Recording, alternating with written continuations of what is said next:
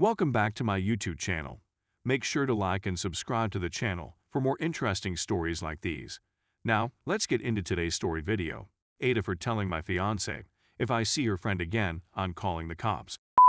Erica, 27 years old, and I, 29 years old, have been dating for 2 years and have been engaged for 4 months, respectively.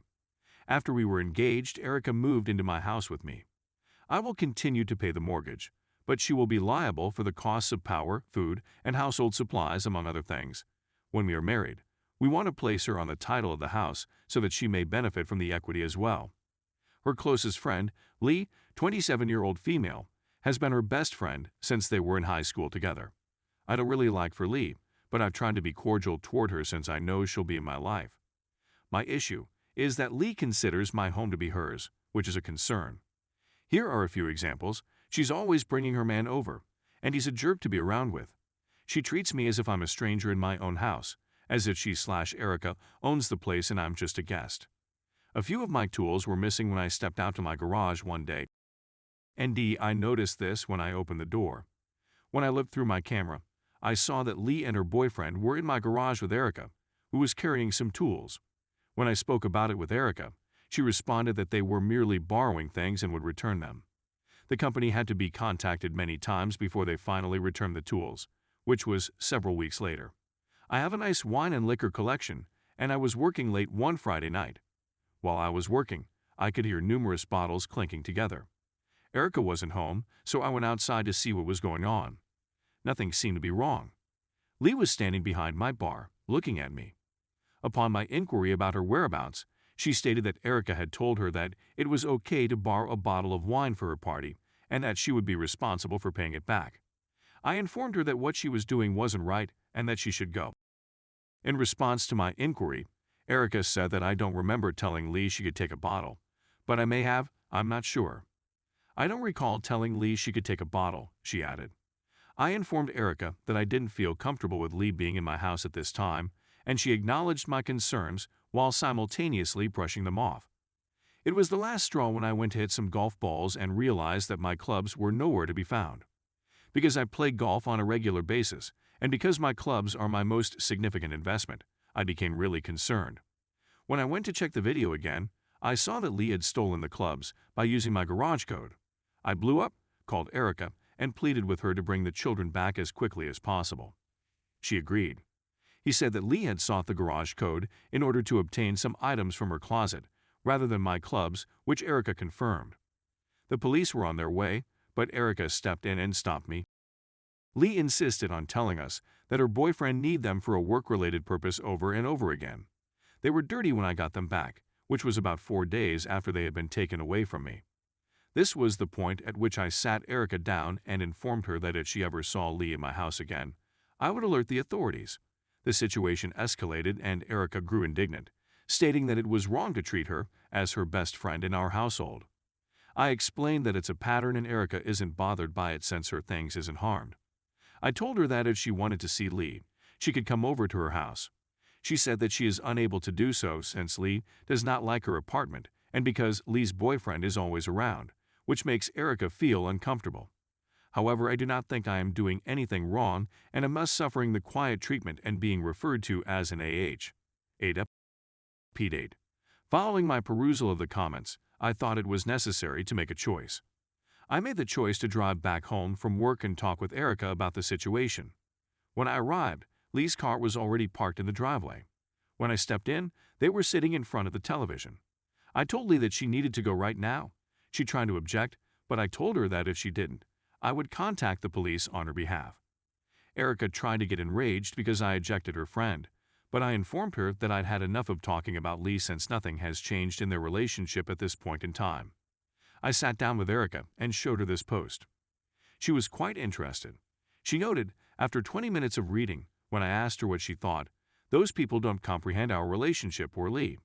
At that time, I realized the game was finished. I requested her to extend her hand, after which I took the ring off her finger. She appealed, saying she was sorry and that she would shut Lee off from the rest of the group and so on. I told her that if I couldn't put my confidence in her with the garage code, how could I put my trust in her with my marriage? She's now locked herself in our room for the time being. I'm in the kitchen, preparing her stuff for her departure. When I phoned her father and mother to notify them of what had transpired, they were understandably furious. Lee has apparently been forbidden from their house since she graduated from high school.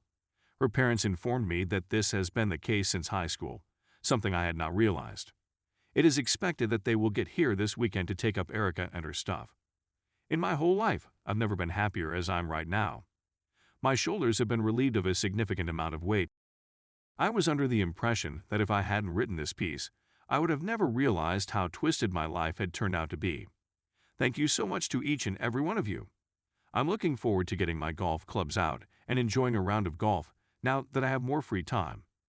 The prospect of single life excites me tremendously, and I can't express my gratitude to you all enough. Story 2. Ada for not telling my ex-husband's cousin that his wife cheated. It is necessary to go back in time. I am a 29-year-old girl who has been divorced since February of this year. I have 2 children. We've been together for 8 years when this happened. After a 6-month-long, long-distance affair with a girl, 24 female, whom he met online while playing video games, my ex-husband, 34 years old, and I decided to split. We are the parents of 2 small children. There was a lot of suffering at the end of the relationship, after I found the affair and it persisted because they are jerks, which culminated in the dissolution of the marriage and the subsequent divorce. My ex-husband was a jerk, to put it mildly. My husband's family occasions were frequent while I was married, and he had a large number of relatives his own age that we would go with him all the time. His closest relative, 31 male, was also married, and his wife, 34 female, became quite close to me as a result of our friendship. She shared a great deal of personal information with me, including the fact that she had sometimes cheated on her husband with another man. I kept those secrets to myself, and I didn't even tell my husband about them until much later. That piece of knowledge, in my perspective, was not the bomb I was planning to detonate. I didn't want to cause any trouble for anybody.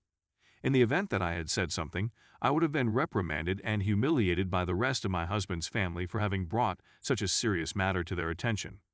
I guess all I hoped was that she'd come to her senses and stop, or that she'd be apprehended. Approximately 3 weeks ago, I had a FaceTime call from this friend/cousin, and when I answered the phone, she seemed to be in terrible shape. I inquire as to her well-being, and she responds that everything is not well, that her husband has discovered all of her affairs, that she is a compulsive liar, that she has lied to everyone about a number of things throughout her life, and that she has most likely lied to me about a number of things as well. She went on to say that when her husband inquired as to whether anybody was aware of her infidelity, she informed him that I was aware of it. She was merely calling to let me know that he could call and that I would be able to tell him the truth about everything he wanted to know. I had expected him to call me within a few days, but I had completely forgotten about it by then. Forward to yesterday, when I got a text message from the individual stating that I was being a jerk for failing to tell him since I was supposed to be family, even though I was just as much family with her and she and I were closer than he and I ever were. He said that if I had told him years ago that he could have left her when they just had 1 kid, rather than when they now had 3, he would have done so and saved them a great deal of heartache. Then he went on to say something else. You are deserving of all your ex-husband has put you through. When it came to not shoving my nose where it didn't belong and instead just putting space between myself and this friend/cousin in the hopes that she figured it all out, I always thought I'd done the right thing. I'd always thought that it wasn't my job to speak up against injustice. Now I'm beginning to doubt whether or not I made the right choice. Ada,